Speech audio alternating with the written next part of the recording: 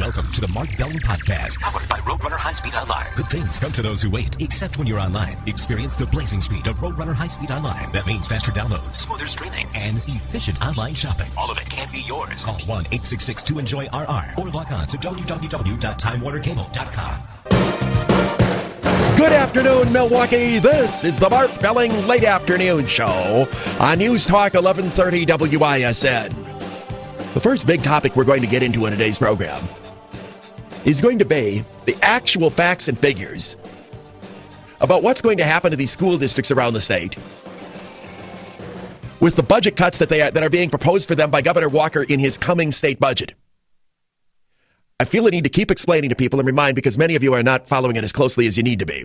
The budget repair bill signed by the governor and awaiting publication by the Secretary of State, that's the one that deals with the collective bargaining. The coming state budget is the one that determines how much state aid is going to be sent to cities, counties, and schools. The governor is proposing significant cuts in state aid to cities, counties, and school districts in his coming budget. The budget repair bill and its changes to collective bargaining are part of his attempt to allow these local governments to be able to absorb these cuts by making changes in benefits and compensation for their unionized workers. The governor's office today put out a comprehensive list of what the cuts would be under the school aid formula he is proposing for each school district in the state, and the savings that his budget repair bill will give them an opportunity to implement. In most cases, he's saying the school districts involved will come out ahead. If they use all the tools he's giving them, they can actually come out ahead of the game. That the savings that they'll be able to get by cutting into union compensation and benefits will more than override the cuts in state aid.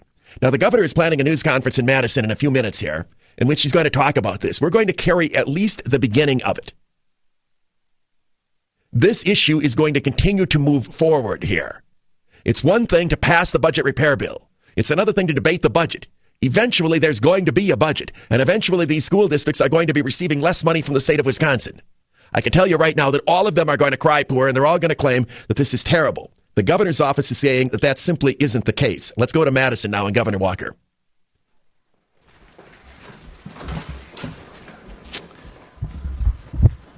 Good afternoon. Thanks for joining us. We've been talking the last couple days a lot about jobs toward the state of Wisconsin, talking about our agenda to get Wisconsin working again, and how that ties into what we've been doing the first 4 or 5 weeks of this legislative session of this year. And we brought Republicans and Democrats together to pass some of the most aggressive pro-jobs pieces of legislation in the country. And we're going to continue to do that. I appreciate people like Senator Tim Cullen and others starting to reach out. We worked with Senator Cullen in the past on jobs initiatives, and I believe we can again in the future. But along the way, we want to continue to talk about the benefits of what I signed into law on Friday. Today in particular, we want to talk about the benefit that our budget reforms bring to school districts all across the state of Wisconsin. In a minute, you're going to hear from one of our superintendents and some of our school district officials about some of the benefits they have in their district as they foresee. We've obviously heard from a lot of folks. We had some others who came down today who continue to meet with our policy team to talk about getting a better and fuller understanding of what's not only in place with the budget reforms, but what's in place with the biennial budget proposal and how that may impact their districts as well. But it's important. We're releasing today this information about all the school districts here in the state of Wisconsin. From big and small and everywhere in between, from rural, suburban, and urban districts, and the benefits that our budget reforms provide to them. Overall, as this document points out, on an annual basis, there are $488.7 million worth of savings. Those are conservative estimates because they're based on the pension and health care contributions we've talked about time and time again. $488.7 million worth of savings. That is in contrast to the reductions in general school aids in the budget for all these collective districts, which equate to $391.1 million. Obviously, doing the math, that is a $78.9 million benefit to our school districts. Now, I would stress, again, that number alone, it's on this sheet, the $78.9 million of net savings overall, is a conservative estimate. That means the overwhelming majority of our school districts benefit, and a handful are right on the margins do not, but that's just of those savings. That doesn't account for the additional savings that are afforded as a part of this budget reform bill. Again, we've talked a lot about a pension and a health care contribution, which this finally allows all of our school districts and our local governments, as well as the state government, to achieve throughout these reforms. But there are additional reforms that come from both the budget repair bill as well as the budget bill itself. One of the first reminders is that while we've talked about for state employees a 5.8 and a 12.6% contribution for health care and for health insurance premiums and for the basic pension retirement contribution, school districts are not locked into them now. If a school district wants more or less than where they're at, they have the ability to go up. In fact, it's important to remember that the average amount for middle-class taxpayers in the state of Wisconsin is 20%. What we're talking about as a target for state employees and what many of our school districts are now adopting is about half of what middle-class taxpayers in the state. That's important to remember. I was at a company yesterday where they pay 45%. They love to have a deal like what we're proposing at 12.6%, but we don't lock that in. We give school districts maximum flexibility. So whether it's 12.6, whether it's 15, or whether it's somewhere fluctuating in that area, in every case they can accommodate and adjust what they offer at the local level to make sure they have maximum flexibility to preserve jobs and ultimately to protect the curriculum. That's really what this is all about in the classroom.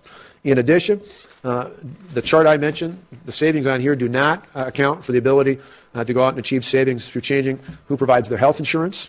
You've heard me talk about this before, but we believe conservatively, using estimates from the Wisconsin Association of School Boards, that while not every district, many of our school districts across the state are locked into buying their health insurance through the WA Trust. That is a company owned by the teachers union. The bill that we passed and I signed into law on Friday frees them from that mandate, frees them from the mandate through collective bargaining to do that, and instead they can buy health insurance either through the state health insurance plan for state employees, or they could buy it through a lower cost option on the private market. Those numbers, we believe conservatively, are $68 million worth of savings statewide. That's on top of the savings I just mentioned in this document. In addition, we provide relief from mandates. There's a whole assortment of mandates, and for years, school board officials all across the state have time and time again been asking for relief from mandates from the state. This budget document we propose for the next 2 years provides just that sort of relief, and so those savings are not accounted for. Those would be on top of the savings in this document. And we've also seen a fair amount of retirements. Again, school districts are able to account and adjust for that. That provides savings as well that they can account for without being locked into collective bargaining agreements. All those things are benefits out there. Now, in a minute, you're going to hear from some of our school leaders as an example, a snapshot in one particular district of what it means to other districts across the state of Wisconsin. But it's not just about money. Probably the biggest benefit we have in having 2 sons in the public schools, I know how important this is, isn't just the monetary savings, isn't just the fact that we've seen again today more stories about the massive layoffs in California. We've seen them in the past in New York. We've seen them in other states where both Democrat and Republicans are in charge as the governor's office. We've seen in case after case where they're cutting billions of dollars from schools and local governments without giving them the tools. In those cases, they're forcing layoffs. But the other big advantage, beyond protecting middle-class jobs and middle-class taxpayers, is the fact that in these reforms, we give school leaders the ability to make decisions based on hiring and firing, based on merit, based on performance, based on putting the best and the brightest in our classroom. I don't know about all you, but as a parent, that's what I want. I want to reward the great teachers out there. I want them to be the ones that are the last on the list when they're thinking about making changes, not the first on the list. I want them to be the ones that are always at the top of the list to keep in the classroom. And we've seen that hasn't happened in the past. In Milwaukee, the Milwaukee Public Schools, which, by the way, under this plan, have a net benefit of $7.2 million, just like other school districts do. Madison, in fact, adopted some of the same savings we've called for in this reform bill, and they literally talked in today's newspaper about the fact that there's so much savings they might actually be able to lower their tax burden. I don't know that they'll do that, but they said they could be under the proposals they locked into place, and those are the same sorts of reforms we're talking about in our budget repair bill. But in Milwaukee a year ago, we had a young woman who was awarded the Outstanding New Teacher throughout the state by the Council on English Teachers, and a week later she got a layoff notice. That's because under the previous collective bargaining agreements that were intact before our reform was signed into law, collective bargaining in many of these school districts mandated decisions on hiring and firing based on seniority and union contract and not based on performance and merit. That's got to change. Those are things that will improve our schools and ultimately not only help our kids, but reward great teachers and great educators. Now I mentioned these things, I want to turn it over to Paul Kreutzer, who's the superintendent at the New Berlin School District, who's going to talk about his experience, and he's going to introduce some of his colleagues, fellow supporters of public education here in the state of Wisconsin. Paul? Thank you, Governor. Thank you. Well, ladies and gentlemen, my name is Paul Kreutzer. I'm proud to be the superintendent of the School District of New Berlin. Today with us is John Kegel, our school board president, our school board vice president, David Maxey, and with us is our attorney, James Coram from Von Briesen and Roper. I want to thank the governor for taking time to meet with us today and on other occasions to speak about public policy for education. This bill and its content will allow us to actually retain our teaching positions. We actually want to take this opportunity to thank and acknowledge our professional teaching body at the School District of Berlin. Folks, they're outstanding. And with this bill, we will not lose a single one of them. We will not be laying off a single employee for financial reasons in the fiscal year that we're about to encounter. That is drastically different than a year ago, where we were faced with laying off approximately 30 professional teaching staff. That is something we never would like to do. More importantly, what this bill does for us is it moves the focus from a teaching environment to a learning environment, where our outcome needs to be about what we need to have for our kids. What we need is highly skilled, collaborative teachers in front of children, and in decent numbers. And that's exactly what we're seeking to do here. We will begin working with our staff in the new year, and our fiscal year is July 1, but we'll begin even before that, working with staff to create education from the ground up. There's no bureaucracy in our way to collaborate together, to get education back into the hands of the educational professionals, where we can decide and work on best practice for our students. We're excited about that. We're excited about increased planning time for our teachers to collaborate. We're excited about removing barriers to education. We all know that we need to do better in education, and we can. The end result is going to be our ownership, how we choose to move forward. Now, there's a lot of people out there that are concerned. We understand that. And what we are doing is we're working with people right now to discuss some possibilities. We've suggested a few items. Hey, could WRS be pre-tax instead of post-tax dollars? Softening the blow to the take-home pay of our staff. Instead of maybe mandated contribution, do we find savings from plan changes? Why are we feeding a $20-some thousand plus healthcare program and asking our employee to pay for that portion out of their pocket when we might be able to revert to a $17,500 family health plan? And let me tell you, we acknowledge that is an expensive plan by today's standards. I appreciate your time in being here. We also have our colleagues here. I guess you're open. That is really, really important stuff, and I want to expand on it here, and a few of the other people are now going to speak. Governor Walker, followed by Paul Kreutzer, who is the school superintendent in New Berlin, talking about the impact on public schools of the budget repair bill and the coming cuts in aid to local school districts. One of the benefits that those of you listening to me right now have is you just got to hear this. You heard that perspective and you heard those facts. There are so many people in Wisconsin who don't know this material and don't know the information because it's not being presented to them and because distortions are being presented by Democrats and union leaders. Now, in this hour, I intend to get into this and tell you why what Governor Walker is doing here is likely to improve the quality of public education in Wisconsin while saving money at the same time and not harming any local school district at all, other than those that are so stupid that they are right now extending their current contracts rather than taking advantage of the wonderful tools they're given under the budget repair bill. Here's where we're going to start. If you retain no other facts other than this from this discussion, as I said at the beginning of the discussion here, the savings provided by the budget repair bill are greater than the cuts that the school districts are going to get in state aid. There are a handful of districts where that isn't the case, but if you add everything up, statewide savings, statewide cuts, there's actually a $90 million difference, more savings than cuts statewide. On my website, Belling.com, we have just put up a link that tells you what the impact will be in every single school district in Wisconsin. And as I said, you'll find that almost all of them save money. So rather than gut the quality of education, these school districts are going to come out ahead. Secondly, this is an extremely important point made by the governor. The savings that they are counting is based only on the savings from the employee contributions for health care and pension. If local school districts make other changes, like, for example, dumping the union health insurance company's policy, switching to a more affordable health plan rather than buying the one from the union, their savings will be even greater. Walker is saying that if you only do the 5.8 and the 12.6, they're going to come out ahead. But if you do other things, the savings will be even greater. I think almost no one knows that. What he has done is give school administrators and school board members the ability not only to absorb the hit that they're going to take in a state aid cut, but also the ability to put their budgets in much better situation than they were before, not only with the pension and the health insurance contributions, but all the other things that they may be able to do with the contracts to produce even more savings.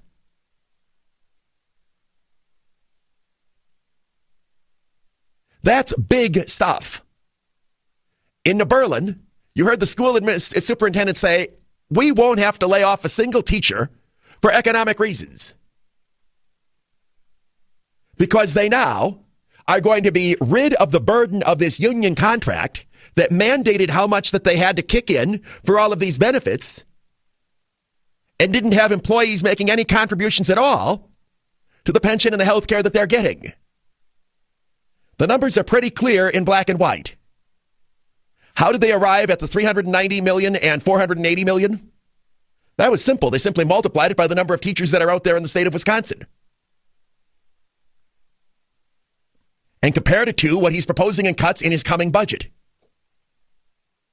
You now add in, as the superintendent from New Berlin pointed out, in addition to the 5.8 and the 12.6, the ability to do all these other things that in the past you couldn't do.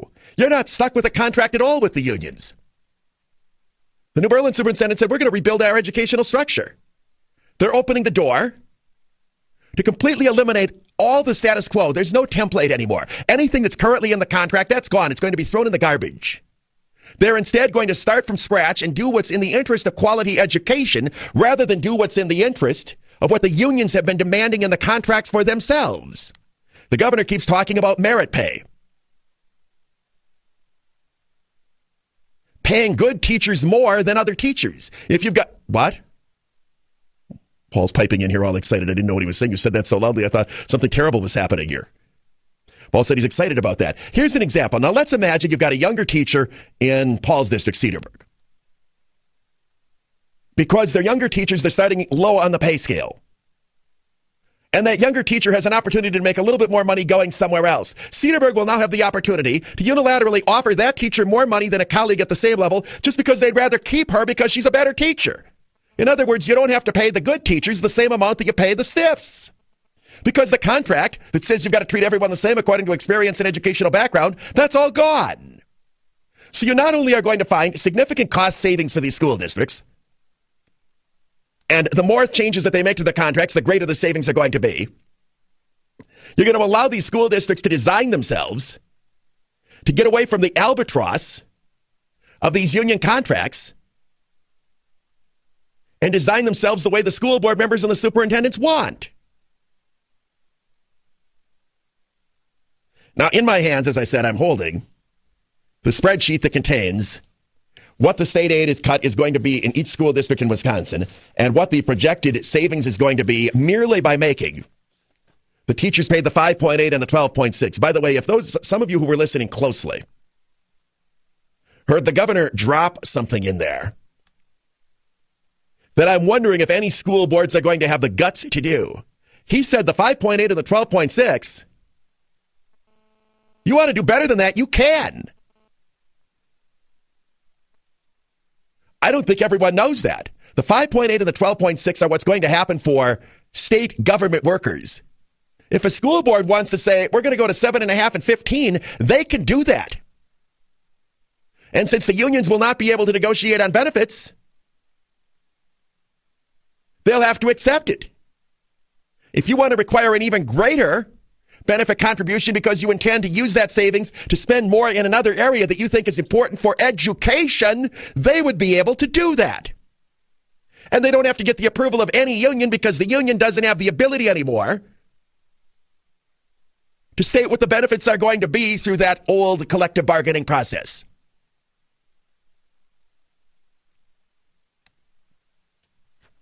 Grab a school district in Wisconsin, and don't just grab an obvious one. Just grab one here. We tried this a few weeks ago, and I actually have my spreadsheet in perfect situation to be able to do this. Grab a school district. Janesville. You grab an urban school district. I don't know if it'll be typical or not. Let me read across the line here. In Janesville, the current state budget, for the year that we're the budget year that we're in right now, Janesville is getting from the state of Wisconsin $68 million.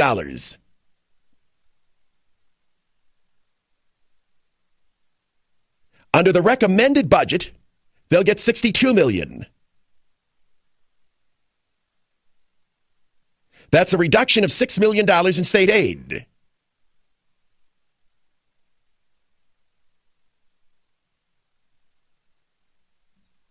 The savings, however, from the reductions in benefits, when compared to the reduction in aid, shows a net savings of $2,319,000 in Janesville. It would be even more if they can come up with a more affordable health insurance policy, as an example. It would be even more than that if they're willing to go above the 5.8 and the 12.6. And then after that, as they decide to run their public schools, no longer having to structure themselves around a union contract, if they want to change staffing to put more people in one area and less in another area, they'll be able to do that. If they want to say certain types of teachers are going to be paid more than other types of teachers, they'll be able to do that. Because they won't be burdened by the union's demands that, no, that's not in the contract. We're insisting that everyone be treated the same. There are public school employees in Wisconsin who will actually thrive under this.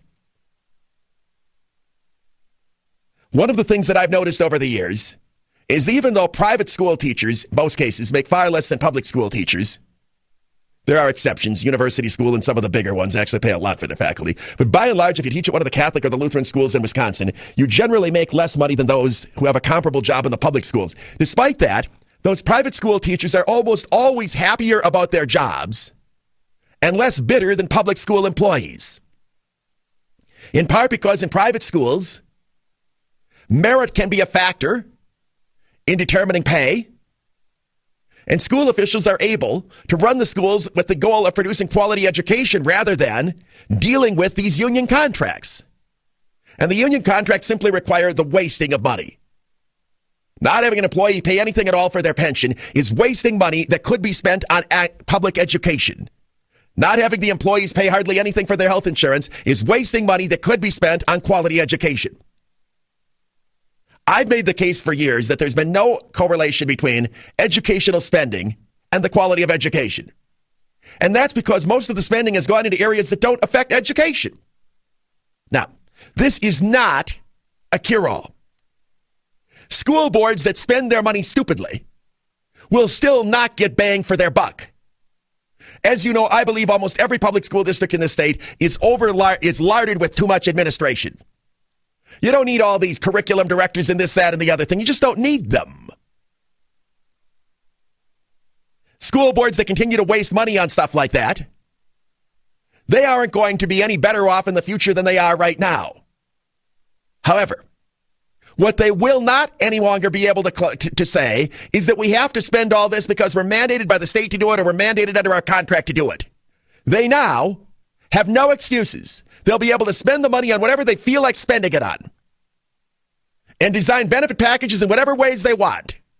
And if some of them have the stones to do it, they can say to their employees, we're going to have you pay 25% for your health insurance, and we're going to take even more of the savings to the bottom line. We might even add teachers. Or we'll put the savings into a bonus pool. All the additional savings that we have will go in the bonus pool, and the bonus pool will be used to reward teachers who hit their goals for the year.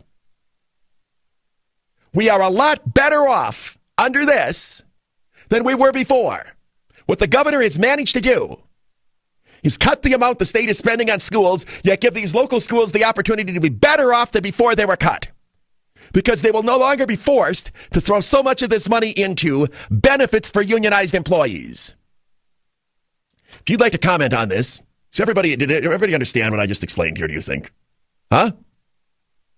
That you don't have to stick to the 5.8 and the 12.6, but more importantly than that, almost every school district in the state is financially going to be ahead after the 5.8 and the 12.6, even with the coming cuts in spending that they're going to get. And if they take advantage of all the other tools they now have, switching insurance carriers, so forth and so on, they'll be even farther ahead, and they'd be able to put that money actually into education rather than be forced to put it into areas and benefits right now that are a wastage of money. Just buying your insurance from the union's health insurance carrier as opposed to a private company, that's wasted money that doesn't affect the quality of education. Now, they'll be able to put the money into actual things that affect kids' learning.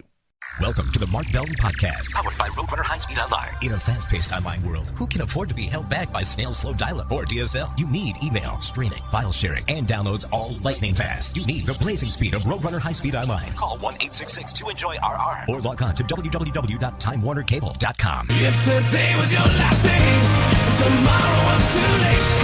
News Talk 1130 WISN. Mark Belling, late afternoon. Show forecast and Fox 6's Justin Zolich. Increasing clouds tonight, but remain very mild. Temperature won't get anywhere near the freezing point tonight. Low tonight 43. Tomorrow for St. Patrick's Day, mostly cloudy and downright balmy conditions for the middle of March. High tomorrow 62 with stiff winds out of the southwest blowing the warmer air in and right out over the lake.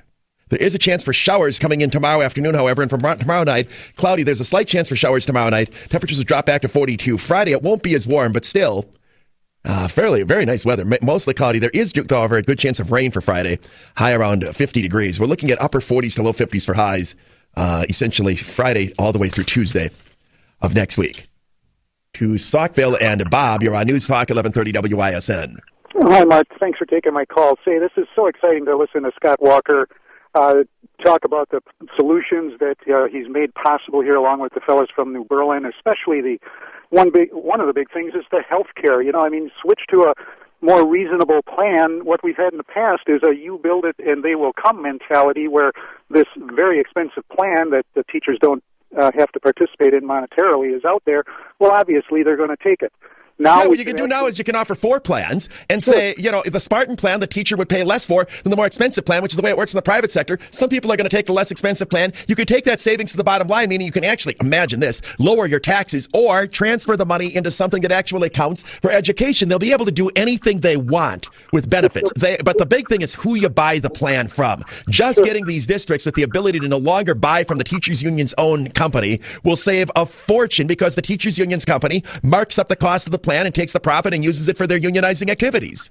It's the most exciting thing I've heard on education in a long time. Now we've got something to work with. We can go forward. Well, and what you've heard from school board members who have been taxers over the years is they've always made this excuse: healthcare costs are up, this is up, we're stuck with the union contract. If we don't settle at this rate, the mediator is going to force us to settle, and we'll end up losing an arbitration. They've always had those excuses. Now they don't have any of them anymore. The exciting thing about this is that even if a school district does nothing on changing the health insurance, nothing on merit pay, if they do nothing other than the 5.8 and 12.6, in almost all cases, not all, but almost all, they will come out ahead. That's without doing anything. For those that are smart enough to try to implement a lot of other changes as well, think of the extra cash that they'll be able to use that would actually apply to education. And I think for most people, including myself, who's resented the amount of high property taxes in Wisconsin, you'd be more accepting of them if you thought that there was a benefit associated with it. Here, we've simply been throwing all of this money into compensation and benefits with no result in a higher quality of education. The money has just been pocketed by the teachers. Thank you for the call. To Joe in Pewaukee, you're on News Talk 1130 WISN. Yeah, hey, Mark, I think this is spot on. We've ripped the veil back, and we've exposed these people for what they are. My sister, whose kids are choiced into Shorewood, she's a liberal. We've talked on the phone, and she says, that they're going to cut funding by $500. What do you mean choice into Shorewood? Well, they're in Milwaukee, and they go to Shorewood.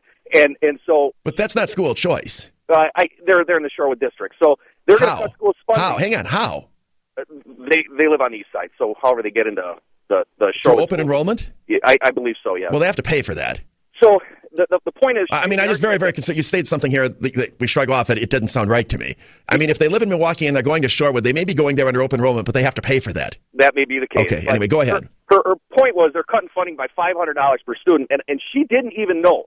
I think the story that is not told is that this We Act Trust Fund is terrible for the budgets. And she says, well, I don't know about that, but I'm going to have to get back to you on that. Yeah, I don't know about that. Well, that's the thing. They don't know. They don't know that they're buying. And I don't know if Shorewood is buying their insurance from not every school district is, but just the savings on the pension and the health care will make up for that $500 or so that you're talking about per student. And then if they go do a few other things, now I understand not all of these school boards will do that, but it will finally put their feet to the fire. Are they going to do what's in the best interest of education, or are they going to do what the union wants? Well, the union won't be able to bargain on these things. They certainly can be whispering in the ear of the school board members of the superintendent. There's no guarantee that all of them will be as proactive as you hear that New Berlin clearly wants to be. But that's a good thing, too, because it's going to mean that those districts that keep wasting the money on benefits are going to fall behind other districts that get more innovative and start spending the money in areas that benefit education. Mark, for years, I've shouted at the TV when I watch the local news and they say it's about the kids and we're going to have to cut this and we're going to have to cut this,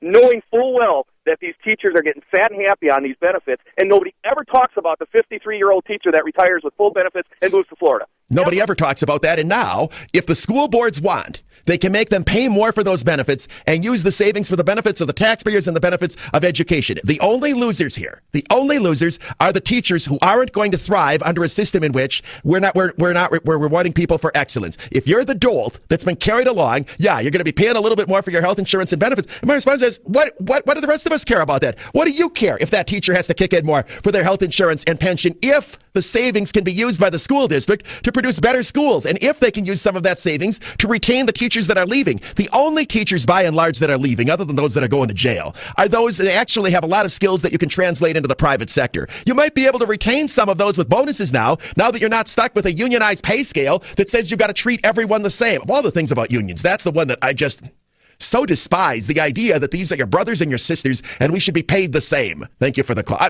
It's off the subject, but let me make my point on that. You imagine if we had a situation here at WISN where every talk show host is going to be paid the exact same amount of money. What incentive would Jay Weber or me or Becky or the bald-headed guy who used to be here and had no listeners, what incentive would we have had to do better programs and get higher ratings if we were all going to be paid the exact same amount of money? I would want a system in which I'd be rewarded on my performance, which is the system we have here. The people who like the current system, including in public schools, are those who aren't any good and are being carried along by that kind of a pay scale. Now, make everybody kick in for their benefits and use the savings in a way that you can actually produce better schools and maybe reward the better teachers at the expense of the lousy ones. Why wouldn't, if you're interested in getting the most bang for the taxpayer buck, why would you not have wanted that? Now, I understand why the crybabies in the union don't want it, particularly since most of those that are the crybabies are the lousy teachers. I'm sure that there are some teachers out there screaming out for this. Screaming out for it. I don't want to be treated like a robot and an automaton. Now, remember that the full benefit of these savings will not go to any community that is stupid enough to extend its current teacher contract into the coming 2 years.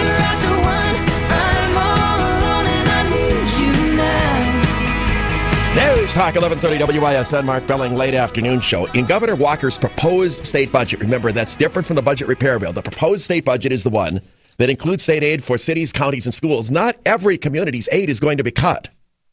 He's changing the formula somewhat. That means that some school districts are actually going to get, not many of them, an increase in aid. You couple that with the savings that they will get by the benefit cuts, those school districts are going to be in great shape. Conversely, there are some schools where the cuts in state aid will be greater than the savings from the benefit cuts. Those are the ones that, in order to break even, are going to have to do things like change the health insurance policy and use the ability to rewrite the contracts on benefits to say anything you want in order to get to their savings.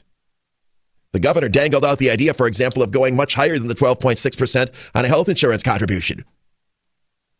I'd love to see which school district will be the one that makes the teachers pay 20% for health insurance. Do you think a single one in the state will do it? Paul said somebody will, someone will, somewhere. Remember, they can set them wherever they want, because once the law takes effect, there's no negotiating on benefits.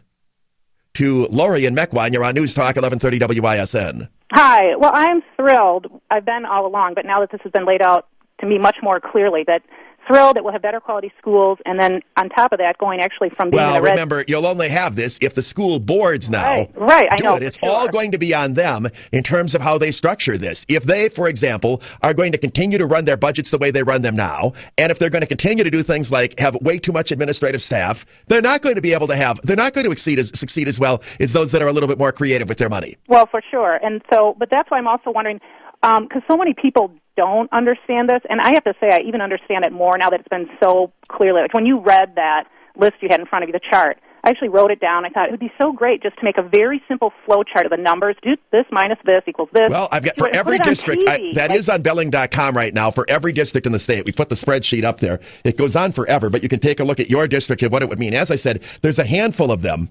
329 districts will come out ahead and 94 will fall behind, but that's only, again, counting the pension and the health care. Any other savings that they get by changing the health insurance carrier or so on would be in addition to that. So most of them, as I said, are going to come out ahead. Right, but my concern is that all of us listening to talk radio, and you especially, are getting this. But it's not being put out there and explained well enough on the regular TV channels to the rest of the population who's not listening. That's and all correct. I noticed that they only aired Walker talking today on Channel 12, WISN. I noticed other channels didn't. So I'm not sure why that was. There's only one channel as opposed to all of them.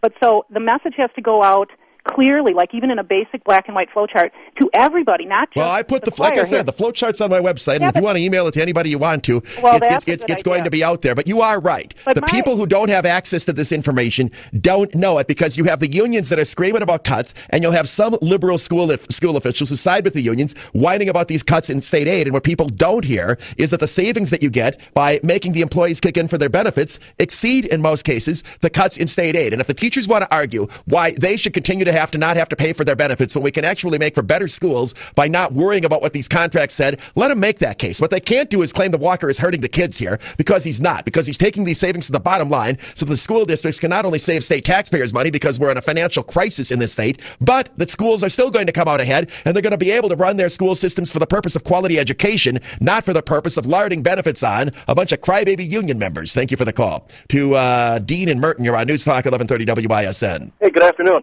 I think Dr. Kreitzer had a pretty nice discussion there, and he's a pretty sharp guy. I'm thinking New Berlin's going to be a pretty good model for how to do this and do it right. I'm also thinking if you're a younger teacher, you should be encouraged by this, not because otherwise you're going to get stepped on by the upper level union people. Well, and you would be the ones that would be laid off. If the governor did his cuts and didn't provide for the ability to reduce benefits so you'd have savings, it would be the younger teachers that would be laid off according to the terms of the contract. Even with this now, even if some school districts have to do layoffs, or if they decide to change their staffing around to have more teachers who teach in certain areas and fewer in others, they don't have to do the layoffs on the basis of seniority. They'll be able to do it on the basis of who it is they want to get rid of. What an incredible improvement that is right there, and what an exciting thing for a younger teacher who's pretty good at what they do and still is enthusiasm and wants to work hard, as opposed to the stiff that's been doing the same thing for 20 years. Right. I used to be on one of the school boards out in Waukesha County, and I've been through these negotiations, and there are so many things in these contracts that you can work on, that you can deal with. I was shocked when the first time I ever sat down and actually read one of those things. That is filled with you having to spend money on things that didn't do anything to improve school education. Well, but you have to do it because it's in the contract. Now, the only thing that they'll have to negotiate on is wages. Now, that doesn't mean every school district's going to do this. Some of them will pass contracts almost identical to what we have right now, even though they don't have to. But now the onus will be on them. If they keep wasting the money on all of these benefits when they could be spending it in better areas, that's on them. They can't blame it on a contract, and they can't blame it on any dictates from the state of Wisconsin. The WA trust, that's getting out of the trust and getting into, you could get an exact same policy, save a bunch of money.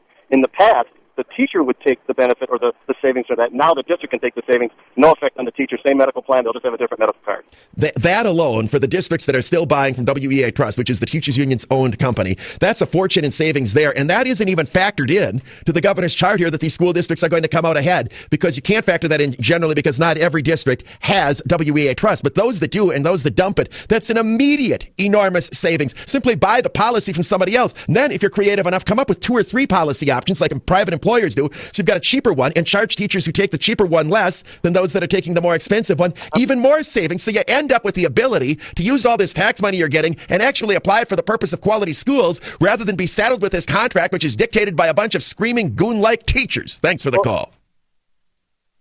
We're going to move on in the next hour of the program. When I tell you that you can fight City Hall, just ask the people who did so successfully at Wauwatosa. You should be proud of your fellow residents of Wauwatosa. I am extraordinarily proud of my fellow residents. They went in and they forced that city council and mayor not to sign a contract with the city employees now. And they've also created a situation where the police and fire may be treated differently than other city employees, which is, again, a good thing. I think police and firefighters perhaps should be treated better than somebody who does something that's less important and shoving papers around in a city administrator's office. I'm just very proud, and after my rant yesterday, I feel bad that I ripped on Why? everybody.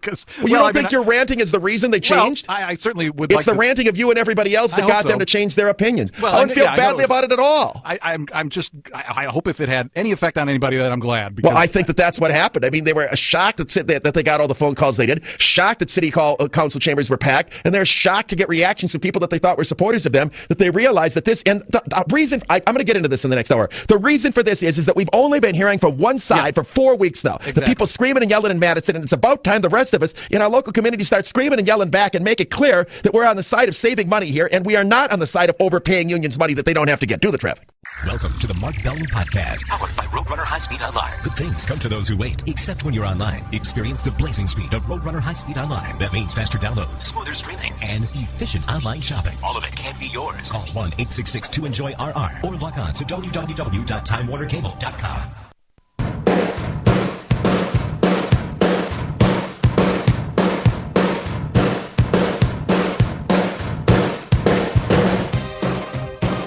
Standing up for Milwaukee, this is the Mark Belling Late Afternoon Show on News Talk 1130 WISN. The first hour of today's program was spent on the subject of education, Governor Walker's coming cuts of the state budget and state aid to schools, and how, thanks to the budget repair bill, those school districts will actually be ahead financially because the savings they'll get by making teachers have to pay a portion for their health care and health insurance and pensions will more than equal statewide the cuts that they're getting in state aid. We did not discuss the situation with cities, counties, villages, and towns across the state. The governor's office is putting out a spreadsheet on that as well. There are other factors with regard to the contracts for these municipalities, such as most of those municipalities, the city employees, for example, don't get insurance from the teachers union and so on. The situation's a little bit different, but by and large, the premise remains the same. By freeing up government to spend whatever money on benefits that it feels like rather than what the unions insist upon, these communities will be able to get less money from the state of Wisconsin, but still come out financially ahead. This is why so many of us have been extremely frustrated at the number of communities around the state that are rolling over to their unions and agreeing to extend contracts now rather than waiting until the budget repair bill takes effect. We didn't even get into the fact that they'll be able to significantly weaken these terrible unions by waiting, because so many members of the unions will not pay union dues once they don't have to. If a contract is extended, they have to keep paying the union dues. We didn't even get into the fact that the union that you'll only be dealing with on wages will be considerably weaker if you wait long enough to allow employees to opt out of paying union dues to those unions. In any event, we've been talking on the show about the fact that all over Wisconsin, unions have been scrambling and begging these governments to extend contracts now, say, well, we'll take the 5.8 and the 12.6, but we want everything else to stay as it is. Let's do that deal now. Pretty please, pretty please, pretty please, pretty please. And a staggering number of these communities are doing it. Way too many for me to mention, and many more than I'm even aware of. All I can do is cherry pick out and single out a few of them that are doing it here and there. One of them that was intending to do it was Wauwatosa city government. By the way, and I don't know how to say this other than to say to the audience, pay attention to the show. I am told that a number of you thought yesterday we were talking about the Wauwatosa school system and we're calling the school district about the teacher's contract there. I mean, your cities don't run the schools. The school boards run the schools. We were talking about the city of Wauwatosa, which most of you understood, but some of you didn't because you're calling the wrong people up. I mean, I don't want to be overly condescending here, but you got to pay attention to what it is that I'm saying, especially when I say it for like nearly an hour like I did with regard to Wauwatosa. Wauwatosa was one of the communities that was intending to do this. They cut deals with the union on the 5.8 and the 12.6, and they were planning to ram those things home in a city council meeting last night. And an amazing thing happened. And I'm sure it happened because of a discussion here on my show and the other talk shows. Hundreds of Wauwatosa residents contacted their alderman and their mayor and said, don't do it. And then at the meeting last night, a meeting that was expected to be packed by union members saying extend the contract, the city hall chambers were indeed packed, but it was with people saying, don't extend these contracts. And they backed down. There isn't a word about this in today's newspaper.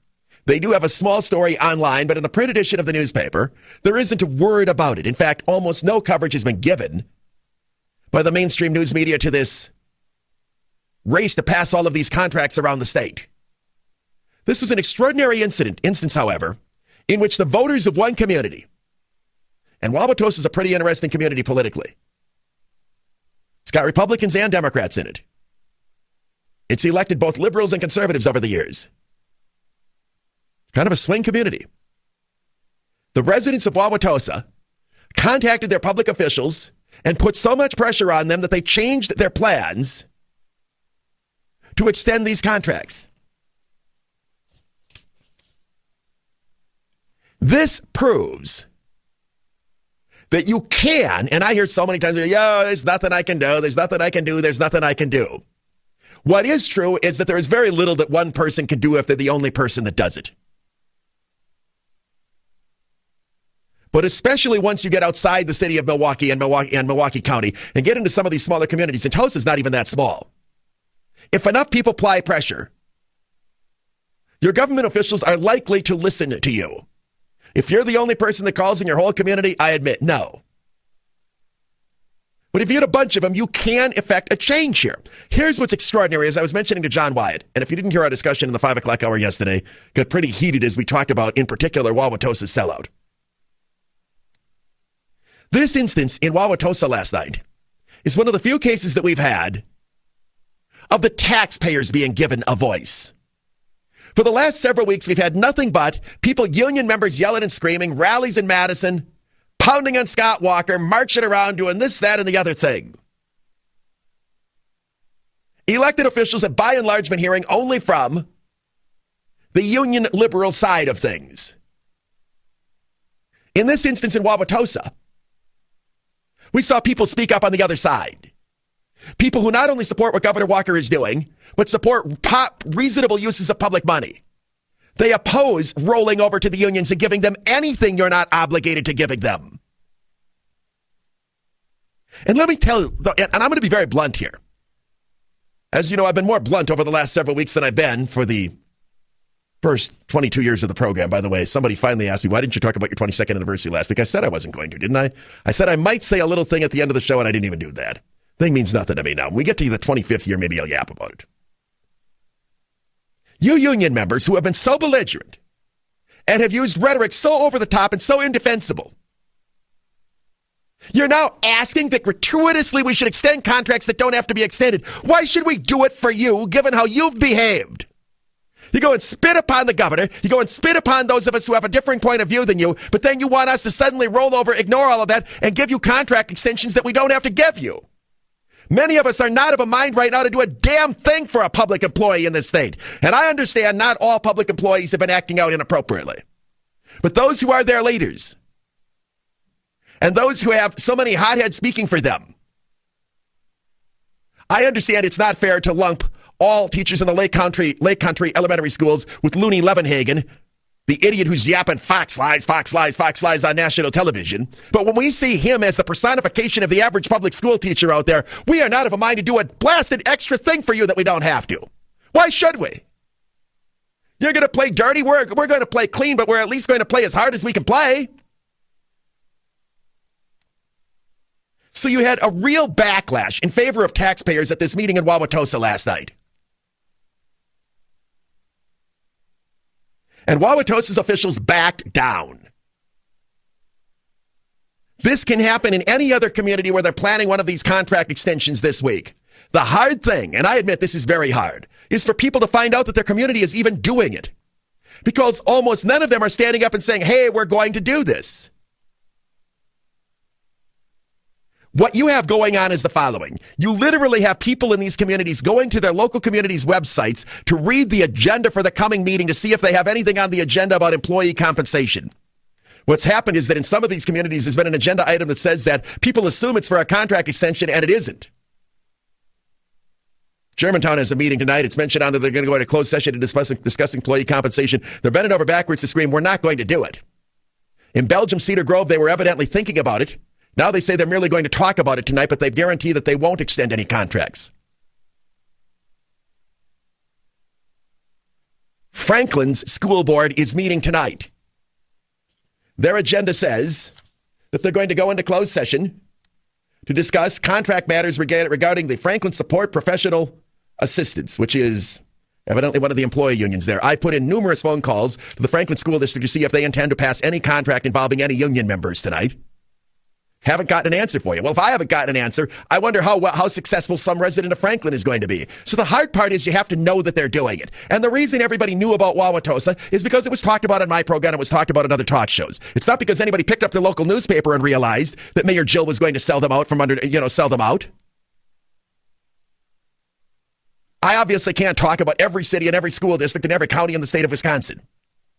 But we can talk about a few of them. But for the rest of them, it's really on those of you that are out there in your own communities to check and see what's going on. To Bill in Wauwatosa, you're on News Talk 1130 WISN. Hi, Mark. I went to this meeting last night because I found out about it on your show. And it was eye-opening. First of all, the committee that was going to pass this, to pass the contract or accept the contract was pretty much set up to do it. They were of the mindset to do it until everybody showed up and basically turned them around on it. Well, that's what happened. They were going to pass this. You're exactly right. They were going to pass it. There are a couple of aldermen who sent letters to their constituents explaining why they were going to vote yes, who in fact then turned around and voted no. It was one of those rare cases where the public actually got involved and they convinced the public officials or perhaps intimidated them into not doing something that the public didn't want them to do. Absolutely. And here's the other thing. There were about 25 people that spoke before this committee, and of them, only 3 people spoke against not ratifying the contract or spoke for ratifying the contract. They were all related to the employees. The other 22 people of the 25, and that's a rough estimate, all were against ratifying the contract. Well, but usually, you understand, it usually works the other way. As you've been seeing in all these meetings held so far, the union members pack the rooms, the union members do all of the phone calling, the union members apply the pressure, and that's, because the union members are the ones who have the most to gain financially on any of these things in a local community. This was a rare instance where the public outmuscled the AFSCME union in Wauwatosa. It was a rare instance where that occurred, but understand that it's not the norm, and it probably only happened because enough people were able to find out about it because it was mentioned on a show like my own. The reason that I bring this up with regard to Wauwatosa is to prove that in your own local community, you don't have to do this. You don't have to accept this. You don't have to allow it to occur. You can stand up and you can pressure your public officials. So what's going to happen here is Wauwatosa is going to be in better situation. They're going to be, once this budget repair bill takes effect, they're going to be able to do with regard to the pension and the other benefits of their public employees, whatever they feel like. They want to go to 16 or 17% for those crybabies over there, they'll be able to do it. And we'll see whether or not Mayor Jill is really the conservative she's claimed to be by seeing what she does once she has the actual power, once the budget repair bill is passed, to do with regard to this compensation, whatever she feels like doing. Now, one point does need to be made. There is a difference between the situations involving the schools and the cities. The police and fire are exempted from the changes under the budget repair bill. Cities have police and fire budgets, schools do not. So the city's hands are tied in that area more so than the others. And as you know, I did not support the exemption for police and fire. I can, however, make the case that if this results in better compensation for police and firefighters than for other local employees, I don't have any real problem with that. Police and firefighters do more important jobs and more dangerous jobs, particularly the police officers, than do most other government employees. To Bernadette in Wauwatosa, you're on News Talk 1130 WISN. Hi, Mark. I was at the meeting, too. Thanks to you. I have to really commend the committee chairman. He really spoke out. He said he was going to lobby for the other way, and he did change his mind with everyone there. I had a question, being older and maybe not hearing as well. The city administrator said something to the fact that if we had all the unions in place for all 3 groups, it would be better for negotiating. And I may have gotten this all wrong, but he said it would be more helpful if everybody kind of gave in something that you could look at one over the other. And I don't know what you're asking me here, Bernadette. What do you mean everybody gave in the same and you look at one over the other? I don't know what you're asking me. Well, the city administrator said something to the fact it would be easier to negotiate with the Fire and Police Commission if the other unions were in place. And I may have misheard it, but I really don't understand what the city administrator was trying to get at. Well, he's implying that because the police and firefighters, there's no changes in their contact situation, that if you cut a deal with the other city employees to say such and such a thing, it would help them in their negotiation. And my response is that the law passed by the state legislature here says that the police and firefighters should be treated differently than the others. They can do, if they can do, with regard to the non-police and firefighters now, anything they want once the budget repair bill takes effect. They can alter benefits any way they want, and they don't have to treat all public employees the same. So if they end up having to pay more to the police officers than they want, then they can get the savings out of the hides of the other public workers. Now, maybe that doesn't make the city administrator happy, but who gives a rip? The goal here is to produce the best deal for the taxpayers. Well, it seemed a little one-sided that he was, what do you think he is? He works for the city. They wanted to do it. They will always have excuses to do this sort of thing. Thanks for the call. Now, Bernadette's making a point here about something that the guy said, and I don't want to be too harsh on the city administrator in Tulsa because I didn't hear what he said, and I don't know exactly what point he was making. And I'm going off of Bernadette's version here, and obviously she said she doesn't hear too well, and she might not have explained it perfectly. If he's making the case that we wanted to approve contracts for all 3 unions, including the police and fire, as part of all of this, I frankly don't understand what that would have to do with saving any money for the taxpayers in the long run. If they have to give more to the unions that are not treated any differently than they are now, you can get it out of the hides of the rest because you'll be able to put in place whatever deal you want to put in place. Why do you have to treat the police and firefighters with the exact same contract offer as the other employees? Why do you have to do that? Now, I'm assuming that's what Bernadette is saying that he was saying, and if he didn't say that and he meant something else, that's just the pickle I'm in here. Bud in Wauwatosa, you're on News Talk 1130 WISN. Yes, I was at the meeting last night, and it definitely was a win for the taxpayers. The city administrator, his point was that even after, and it wasn't the firefighters or... I don't want to keep belaboring that point because I wasn't there, and I just don't want to work off of what people say he said. Okay. The point was they had a preconceived notion that they were going to ram this through. And when all the people came up and spoke, you could see it on this common council turn, and it was just like a whole mood change. Like it just doesn't happen often, but this is what needs to happen all over the state. And unfortunately, people, outside of southeastern Wisconsin, they don't know about these things and they're not getting access to the same information. You've got to understand that the public employee unions and the taxpayers are on opposite sides here. And the public employee unions want to get certain things, and the taxpayers should be fighting against giving them. We've had way too much sympathizing here for public employees who are treated extremely well in this state, and not enough support for the notion of trying to run these government budgets responsibly. And the thing that happened in Wauwatosa was that rare instance of people standing up and speaking out, as opposed to the lack of speaking out that's occurred in all the communities where they rammed these things through. Thank you for the call. As an example, Waukesha County Technical College was going to ram through one of these extensions until the public started speaking out in opposition to it. MATC in Milwaukee, however, did ram through a contract extension. WCTC is going to be in far better shape than MATC in a few months because MATC's board decided to run the institution for the benefit of the unionized employees who work there rather than the taxpayer. Now, many people say, well, I shouldn't have to show up at meetings. No, you shouldn't. It's asking a lot to expect a citizen to start showing up at city council meetings. We all have lives and other things to do and things that are far more interesting than to go sit around and stare at a bunch of aldermen all night. I'm merely pointing out that when it happens, it can work. I also don't think it was merely those that were there, but the many who did call.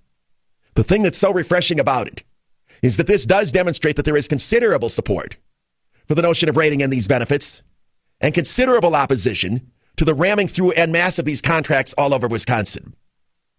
I can tell you that the union that represents the nurses who work for Milwaukee County are desperately trying to convince the Milwaukee County Board to approve a contract extension for them.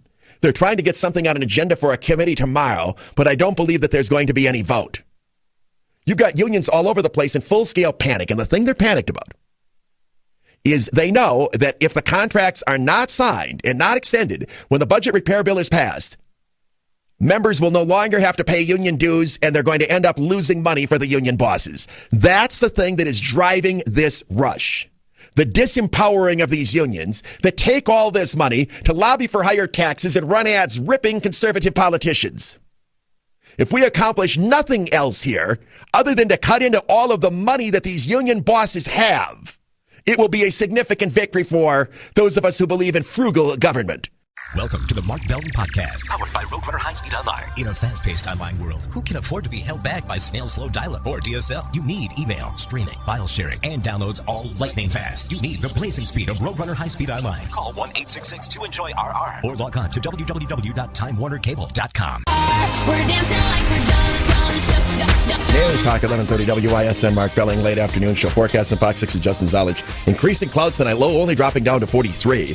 Tomorrow, mostly cloudy, chance of showers in the afternoon, very mild and breezy. Should get over the 60-degree level, high around 62 degrees. Winds coming out of the southwest, blowing the warmer air in. Clouds tomorrow night with the chance of showers, low 42. Friday, mostly cloudy. There's a good chance of rain. The high on Friday is around 50 degrees. We're still at about 57 in our studio. A lot of water all over the place with those snow piles melting.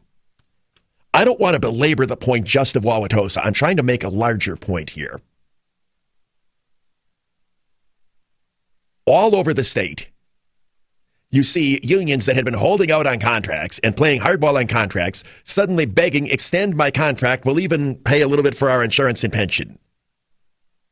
That alone, the fact that these unions are now begging for the ability to do that, that alone shows the positive change that has occurred with regard to Governor Walker being in office and the passage of the budget repair bill. The fact that we have the unions now begging to take on benefit cuts. Unfortunately, all over the state, many communities are choosing to agree to what the unions are offering, rather than wait a few weeks where they will be able to write in whatever benefits they feel like giving the unions. And they'll be able to totally eliminate any ability of the unions to have any bargaining authority on any workplace issue at all. The ability of local government to manage themselves efficiently without being saddled with having to worry about what a contract says on anything other than wages cannot be overstated. Yet these communities are rolling over to appease their unions. Wauwatosa was one of the communities that was intending to, and the city council last night backed off of its plans to approve the contract extension because people showed up and said, don't do it. I don't want to belabor the point of Wauwatosa. I merely am trying to use that as an example. That when people do become aware of this, in many places they will speak out and object. Now I understand. They're probably not going to speak out and object in Madison. They certainly didn't speak out or object in any real number in Racine. Oshkosh is becoming a lost cause for rolling over to public employees. Other communities in the state, it's not going to do any good because there just aren't going to be that many people that actually support responsible government. But Wauwatosa is not exactly right-wingville. Wauwatosa is a swing community. Vote totals in elections in Wauwatosa, I mean, it leans Republican, but it's not overwhelmingly Republican. If this can be done in Wauwatosa, there's no excuse that more conservative communities are going to tolerate these contract extensions. The hard thing is people have to find out that it's occurring. And if a show like mine doesn't bring up community A, B, C, D, E, or F, it's just hard for people to find this information out on their own, although many are trying. I mean, you wouldn't believe the emails I'm getting from people finding this on the agenda of their local community. They're going to these websites and they're literally looking at the agendas. In most cases, though, they put these contract approval items on only the day before the meeting. It's not like they're advertising they're trying to do it. Union Grove, I've got a listener down there who found that they added something to the Union Grove agenda. It looks like they intend to extend the contracts for the Union Grove school teachers down there. I don't know if they are or they aren't. You can't always tell from the agenda, but those of you who live down there, you need to stay on top of these things. I'm not asking you to go and behave like hooligans and thugs the way so many union members have over the last several weeks. But you can win these battles, and you can put your communities in a better position to handle the coming cuts in state aid if you get on your public officials so they hear from somebody other than the union types that are merely looking out for themselves. To make this point, I want you to think about something for a moment, and it means that you're going to have to think about the news events of the last several weeks. Clear your minds for a moment. For some of you, that isn't very hard. There's not a lot up there. Clear your minds for a moment. This particular meeting was at the Wauwatosa City Hall chambers, where the public showed up, packed a room, and said, "Don't roll over to the unions." Why is the location of the meeting so extraordinary? Does anything come to your mind? I asked you to clear your mind. I might have wiped out more on there than Paul said. Do I know how much is what? What do you mean? Told you to wipe everything out of your mind. You had to think clearly. This is a good process for disciplined thinking. These are the techniques that I use when I try to prepare for my program. Paul said, "Is it the fact that it's not in Madison?" No, that's not. No, it's in fact, this would be shocking if it was in Madison that a bunch of taxpayers would have showed up and said, "Don't do it." No, it's hard. I'll just give it to you. This is the same room or the same building. I think it might have even been the same room. Certainly the same community where Jim Sensenbrenner and Leah Vukmir tried to hold a public meeting a few weeks ago and were shouted down by a union mob, screaming and yelling where they had to close off the meeting. They wouldn't even allow Leah Vukmir to respond to the questions and to give her answers. It shows that there are two sides out there in the public. I will also like to point out, and I wasn't at the meeting, I'm going on the stories from all of the people who were. I am told that the public at the meeting last night in Wauwatosa was unbelievably civil and polite, and were even courteous to the union people who were there asking for the contracts to be extended. You contrast the civil and decent and polite behavior of those opposed to these union benefits with the hysterics and over-the-top rhetoric of the union types. You don't have to totally lower yourselves to their level, but you do have to speak out. And right now is the time to speak out in favor of prudent and responsible government and to end the wholesale caving in to government unions who want to continue to take way too much of the chunk of the taxpayer dollar. News Talk 1130 WISN, Mark Relling, late afternoon show. The following letter was sent out to members of Local 2012. That's the union of the nurses who work for Milwaukee County. Milwaukee County has several facilities, as you know, where nurses are required. The facilities that they run, I believe, I'm not sure of this, I believe there are nurses on staff at the House of Corrections. I could be wrong about that. The county does employ, though, a number of nurses. Here's the letter. From Candace Owley, the president of the union. Dear Milwaukee County member, I have scheduled emergency membership meetings for tomorrow, Wednesday, March 16th. That would be today now. This was written yesterday.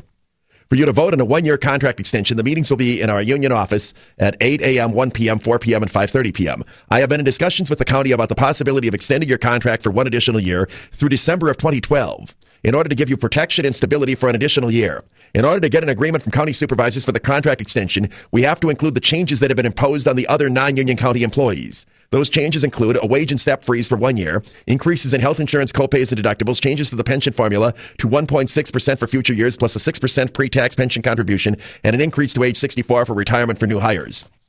If you vote no on the proposed extension, then in January when your contract expires, the entire contract will be gone, and these changes and more will be imposed upon you. Let me stop. This is a union leader trying to tell the unions why they should accept a contract extension. What did Candace Owley just admit? These changes and more will be imposed upon you. This is precisely my point. Allow the contracts to expire and you can impose even more changes. She continues in her letter. The advantage of voting yes, and again, this is advantage for the members of the union. The advantage of voting yes on the extension will be that all the language regarding working conditions, shift selection, vacations, work schedules, overtime, differentials will be protected, along with your grievance procedure and discipline procedures until December of 2012. The hope, of course, is that there may be some changes in the political makeup of the state by that time, which will allow your contract to continue beyond 2012. If you vote no, your contract will still continue through December 2011, but then it will end. So now she's saying the reason we're trying to extend, hopefully if we get past the 2012 elections, the Democrats will be back in power, and we'll be able to soften up this budget repair law. She continues, I cannot promise once you have voted we will get it passed all the way through the county board, but I can tell you that on Thursday of this week, the Personnel Committee, that's tomorrow, has agreed to discuss the extension at a special meeting just prior to the county board meeting that day. If we miss that day, then there is probably no other chance to get this done because the law is currently scheduled to be effective March 25th, which is next week, and no changes can be made after that time. There are also legal challenges to the law, but we cannot count on them to be successful. In addition to the vote tomorrow, we'll be able to answer your questions regarding the impact of the law and any other questions or rumors you have heard. Please make sure you share this information with any other members. Sincerely, Candace Owley, President. So what we see here is one of the unions in Milwaukee County is trying to get the committee, Personnel Committee, to tomorrow agree to a contract extension for them. I am told by a county board member that the big union of county workers, AFSCME, is now asking to be put on the same agenda. I was not able to get an answer from the acting county executive, Marvin Pratt, as to what he's doing negotiating contracts here. I am told, however, that it doesn't appear as though there's sufficient support on this county board committee to get this done. I would encourage all of you who live in Milwaukee County to call your county board members either yet this afternoon or this evening or tomorrow morning, early morning, and tell them not to extend any contracts. The nurses union is clearly trying to get one done, and you heard from the president of the union why. All these things that they want to continue to be able to negotiate. Whomever the next county executive of Milwaukee County is, Abley or Stone, given the crisis Milwaukee County is in, the ability to simply put in whatever changes that they want to have in workplace conditions and benefits will go a long way toward being able to manage the county out of the mess that they're in. As for the administration of the current interim county executive, it is ridiculous that a guy who's appointed to a job who's only going to have it for a month should be negotiating anything. Again, I'm told by people close to the county board, they don't think there are enough votes to get this through the personnel committee, and there aren't enough votes to get it to the floor, but I don't know that. Don't take anything for granted. I'm beginning to sense that at least in our part of the state, as more people hear about these contract extensions, that the pressure is starting to come from the other side. As liberal as the Milwaukee County Board is, there's a good chance Milwaukee County will not follow the lead of so many of these other governmental bodies and extend contracts that they have no business extending. Welcome to the Mark Belton Podcast, powered by Roadrunner High Speed Online. Good things come to those who wait, except when you're online. Experience the blazing speed of Roadrunner High Speed Online. That means faster downloads, smoother streaming, and efficient online shopping. All of it can be yours. Call 1-866-2-ENJOY-RR or log on to www.timewarnercable.com.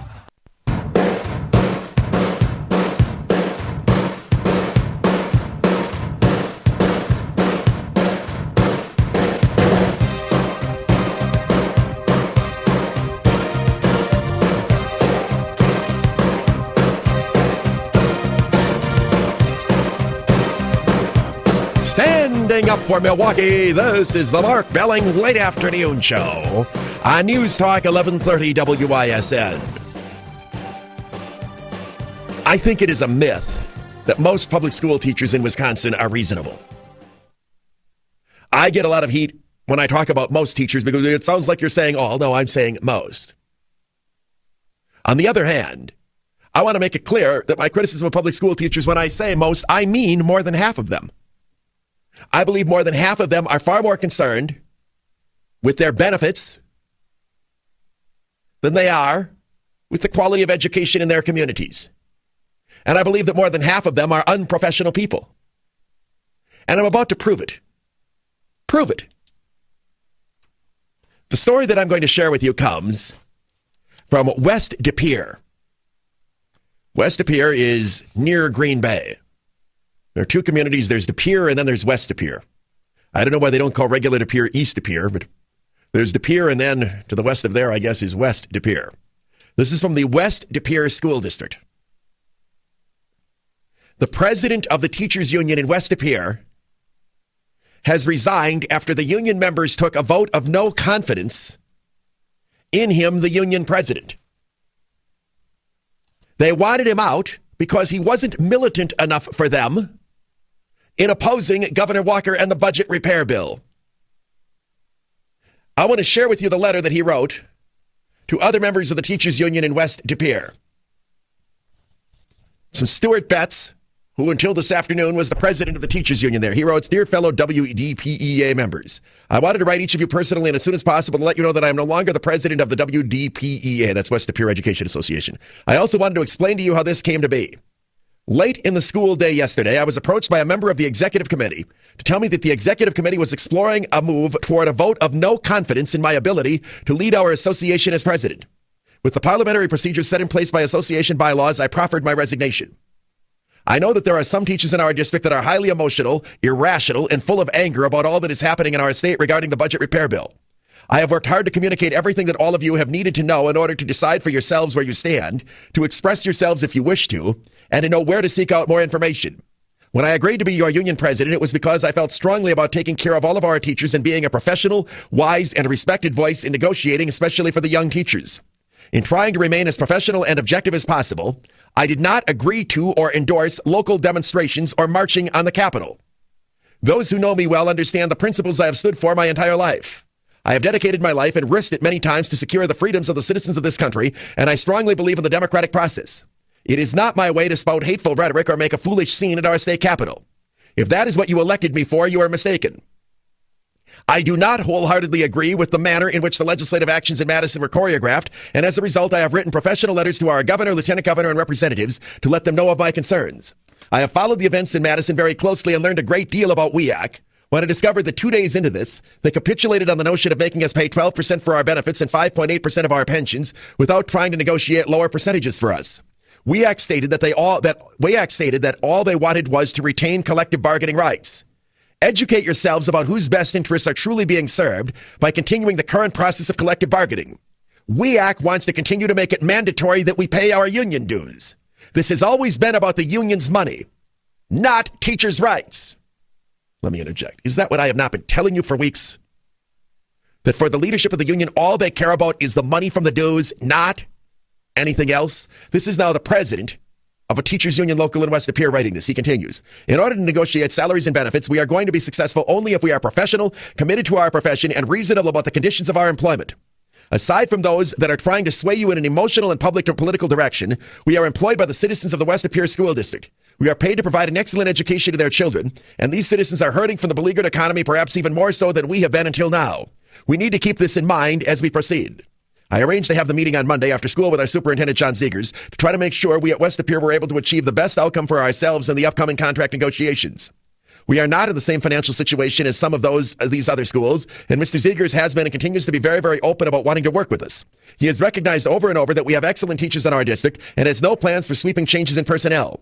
In contrast, the Green Bay and East De Pere teachers gave up pay increases and other stipulations and made the decision to lose these points in order to preserve their mandate to the union, which includes dues for the next 2 years. They did not take the time to analyze their situation and their options thoroughly. As a group of individuals who daily encourage our students to make sound decisions based on fact and reason, I urge you to proceed rationally. How do you say no to a contract is a better than a bad contract tactfully? Let me repeat that. He said, how do you say no contract is better than a bad contract tactfully? As of today, Brenda May is your president. She's an intelligent person with great common sense and will do a fine job if you let her. We have the ability to come through this much better than other teachers in our area if we retain our open minds and think for ourselves. Thank you to those of you who have maintained a cool head, common sense, and professional composure throughout these past weeks. And it's signed Stu Betts, who has been the president of the West Appear Education Association. As I said, he's resigning after a plan to take a vote of no confidence in him, after union members were infuriated that he was not willing to support job actions at the schools, protests at the schools, or a protest in Madison. Here you have a local union leader who is actually trying to conduct himself responsibly, saying that he wasn't willing to engage in tactics that he couldn't defend, and also open-minded enough to realize that the leadership of the union is only interested in keeping the union dues, thus their money and their power, and that is why they've been so quick to accept cuts in benefits. For daring to have this point of view, they forced him out. So don't give me this crap that it's only a handful of the teachers that are the loudmouths and so on. If the majority of teachers wanted to have moderate leadership and mature representation, there'd be more than a few of the people like Stu Betts. Instead, it's the Stu Bettses that are being forced out. And the teachers of this state are more than satisfied to have their public personification be the goon squad that's been hanging out in Madison.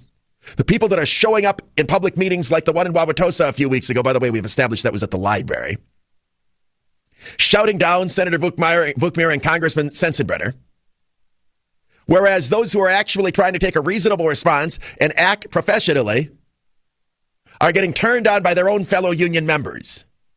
There are teachers who are professional and responsible, but I am convinced they are in the minority, and that the majority are hooliganistic union activists who care only about their union and themselves and not about the communities that they work in. And I base this on the way they behaved, their over-the-top rhetoric, their childish antics, and now the fact, Pulse's callers are asking where I got that. Why do people always ask where I got that stuff from? Somebody said it to me. How else do you think I got it? Got it from a teacher in West Appear is where I got it.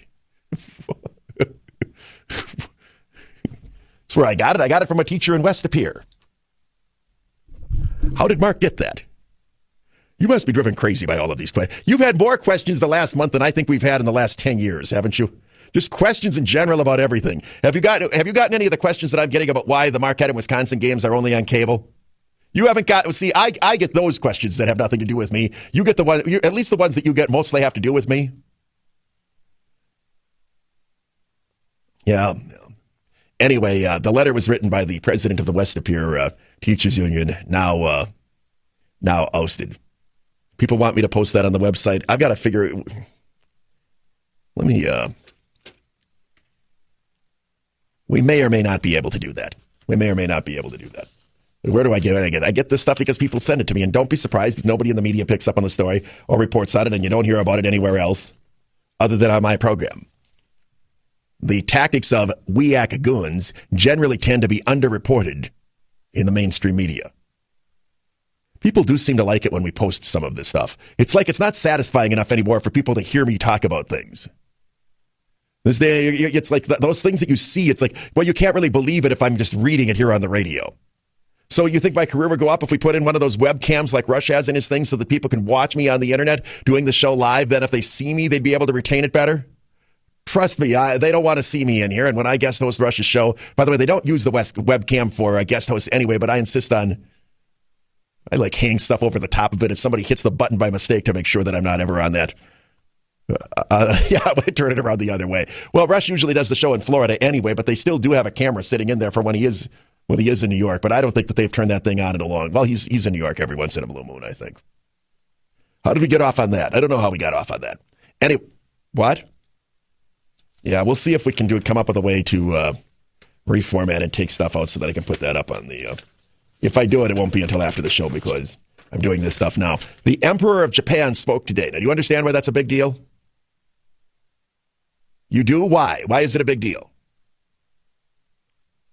No. Why is it a big deal that he spoke? You don't know. Well, you said you didn't know. You don't know. Yo, guy, the Emperor of Japan is Japan is a weird country. The politics and government structure of Japan is like almost no other nation. Japan is a democracy, but they have an unelected emperor. I guess it's similar to nations that have royalty like Great Britain, where you have the Queen of England, who is, of course, chosen by family lineage, but the actual policy decisions of the country are made by the parliament. And the party that controls the parliament has the office of the prime minister. Well, Japan, for centuries, has had an emperor. But for much of recent Japanese history, the emperor has had no real power. It's a ceremonial position, but one that is held by the Japanese people in deep reverence, almost with a religious connotation to it. Even in World War II, the emperor of Japan survived the change of government after the war was lost.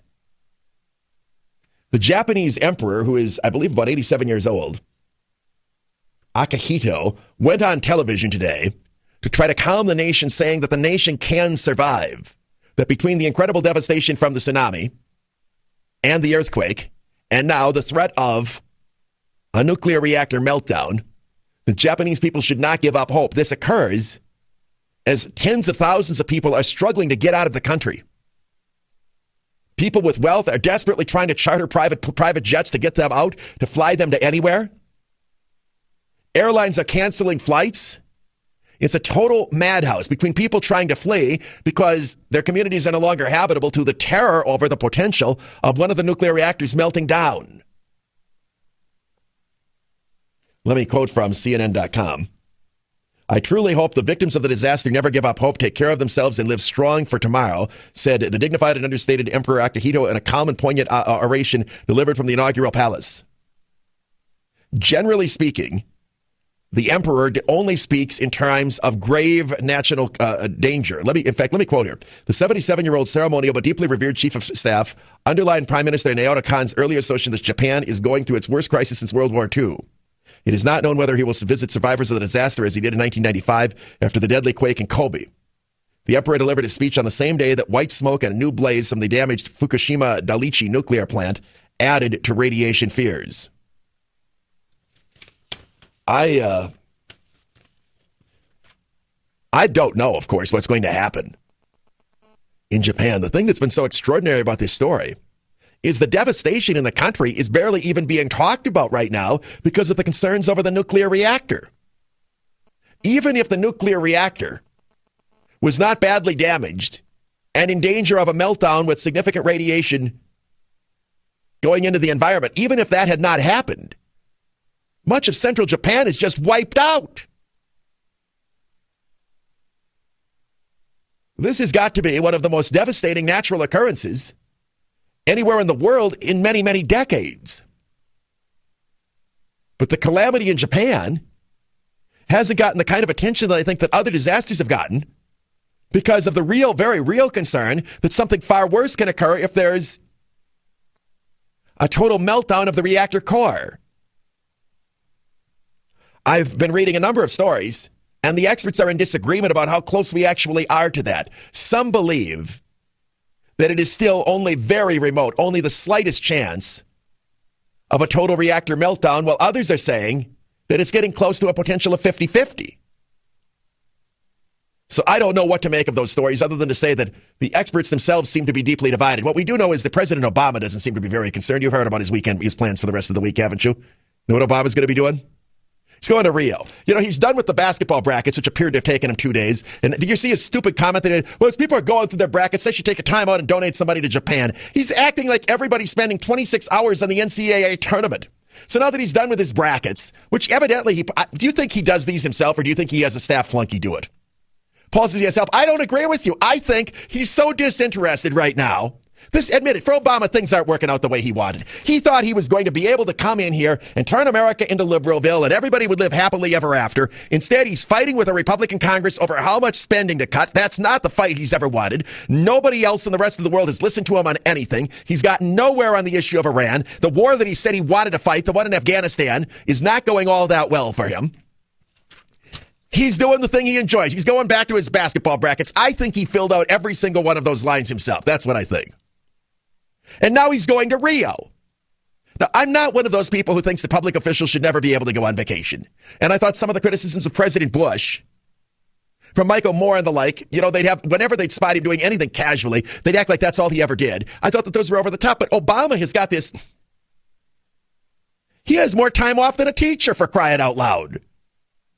He's in Hawaii, he goes to Chicago, he's at New York, Rio. Why is he going to Rio? South America. What, Miami Beach isn't warm enough for him? Rio. I think it's getting harder and harder for even liberals to defend him. And I've not noticed a lot of the defense of that. What did he get? Well, you're right. Bush was ignored. And I understand that the thing in Japan is not here. However, there is, if there is a major radiation emission that's got that's an international crisis, wiping out one of the biggest trading partners that we have, the potential of the thing spreading. And I'm not saying there's anything really for Obama to be doing other than getting advice from his advisors. Saying the guy never has any qualms about the appearance of how anything looks. President Bush stopped golfing after 9/11. He stopped golfing because he thought it did not look good at a time that we were fighting wars and that there was a crisis in our country for the president to be shown golfing, even though everybody knows that without regard to what job you have, you need to have some time to get away from it. But the president was very concerned about how that would appear. This guy doesn't have any qualms about any of that. His brackets. I didn't even do a bracket. Shouldn't I at least have more time on my hands than the president? By the way, did he pick all 4 number 1 seeds? I thought somebody told me that. Do you know if he did? You don't know either. How come you never know the answers to the questions that I have? I just wish just once when I didn't know something, you would know it. Somebody told me that. I don't know if it's correct, that he picked all 4 of the 1 seeds. If so, I mean, even if you think that, shouldn't, just put 3 of them in there. Throw in at least one other. And, if it's true, I did it. So you go, oh, well, I got almost all these. Okay, fine. Who do you have the 1 seeds beating? The 2 seeds? What? Paul says that's how girls do it. I don't do it anymore. I mean, they say that the way to do it is to mostly pick the favorites, but you got to find 3 or 4 key upsets down, like find a 13 to beat a 4, a 12 to beat a 5, and so forth and so on. A lot of people think Belmont's going to give the Badgers a tough game. Paul says callers say that he did pick all 4 number 1 seeds, and he did the same thing last year. Well, what's the point then of releasing this like it's some dramatic thing? Who can't pick all 4 number 1 seeds as your final 4? If you're going to do it and put something out there, go out on at least a little bit of a limb. People have asked me who I follow college basketball less and less every year. I follow UWM, follow Marquette in Wisconsin some. That's what I do. I have no idea. Ohio State, Kansas, Duke, Pittsburgh. Doesn't Duke mostly have everybody back from the team that won it last year? I think they do. Ohio State supposedly has the best player in Sellinger. Who has the best guard, combination of the best coach and the best veteran guards? You answer that question, that's who I take. I don't know who it is. The Badgers' secret weapon, by the way, is free throws. I watch these games in the tournament on TV. It just seems down the stretch. The referees call fouls in college basketball ridiculously close, and they're just all shooting free throws down the stretch of every game. The Badgers are a great free throw shooting team. That's their edge. Their weakness, of course, is that they have a remarkable ability to go extended period of times, not being able to hit the broadside of a barn when shooting. It's amazing how cold they can get. Marquette's got great athletes. Marquette's the kind of team that could shock people and go to the Final Four, or they could lose in the first round. I have no idea which of the two it could be. But they've got a lot of talent on Marquette's team. They certainly have more talent there than I think Wisconsin has. Wisconsin has one great player, one good player, and a bunch of, Gass is going to turn out to be very good, but otherwise a bunch of cast-offs. Marquette's got some real talent. But I have no predictions other than that because I just don't know what I'd be. It would be even dumber than a guess. I don't know. I'll watch a few of these games this weekend, and if the 2 teams are still alive, I'll have better opinions. Let me watch some of these teams. College basketball is just so hard for me to get into before the tournament, though. Just hard. Welcome to the Mark Belton Podcast, powered by Roadrunner High Speed Online. In a fast-paced online world, who can afford to be held back by snail slow dial-up or DSL? You need email, streaming, file sharing, and downloads all lightning fast. You need the blazing speed of Roadrunner High Speed Online. Call 1-866-2-ENJOY-RR or log on to www.timewarnercable.com. Here's Hawk 1130 WISN, Mark Belling, late afternoon show. What do you think about the weather? Guess what? It's going to get even warmer tomorrow. First of all, for tonight, according to Fox 60, Justin Zolich, increasing clouds, low 43 tomorrow. St. Patrick's Day, mostly cloudy. cloudy. Chance of showers in the afternoon, but we should get over 60. 62 for the projected high. Tomorrow night, clouds, slight chance of showers, low 42. For Friday, mostly cloudy, a good chance of rain, a high around 50. 48 for Saturday, 48 for Sunday, 52 for Monday. So we're going to stay in this upper 40s to low 50s high range once we get through tomorrow in the 62 for several days. Just about all that snow is going to be gone.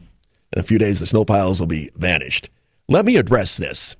Jim Stingel has a particularly idiotic column in today's newspaper, ripping Republican Senate Leader Scott Fitzgerald for his attack on the 14 Democratic state senators after their final refusal to return to Wisconsin last week. He called them the most shameful people in the state of Wisconsin. Jim Stingel in the Sentinel Journal says that is terribly over-the-top, irresponsible, improper language. I have told you for years on my show that the left can dish it out, but they can't take it. I don't care what it is, whether it's dialogue, actions, tactics. When they get some of their own medicine, they squeal like stuck pigs.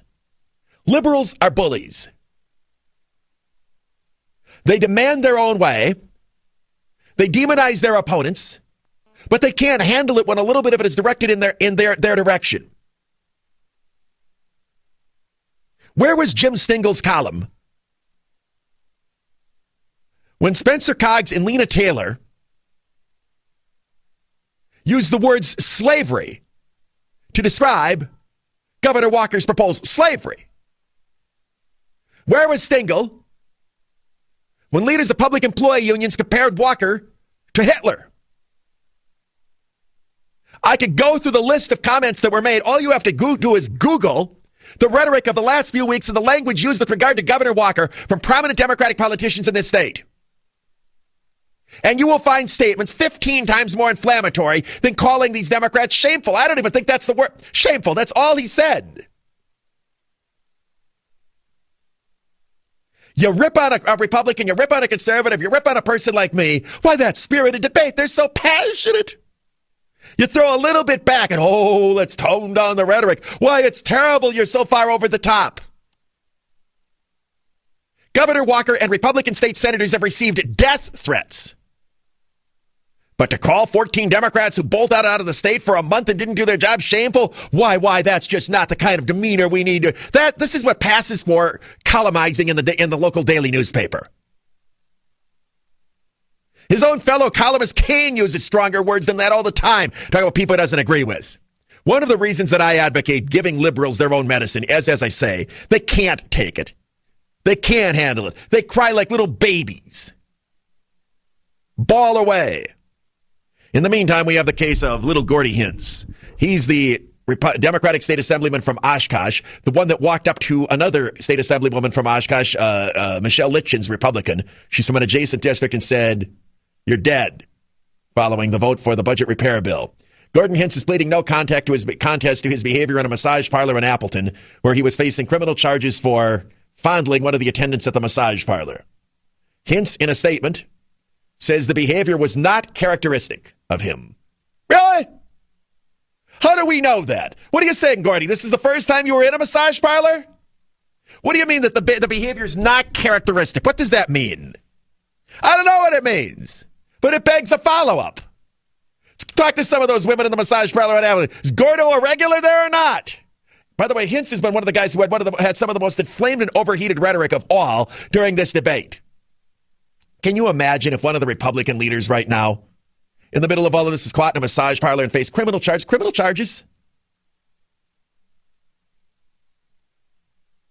So I think I intend to remind everybody about a little Gordo's thing, because as I said, I know how the game's played on the other side, and I'm more than willing to get down in the mud. I don't think I can get down in the mud as much as, say, the head of the teachers union, but I get down there deeper than most.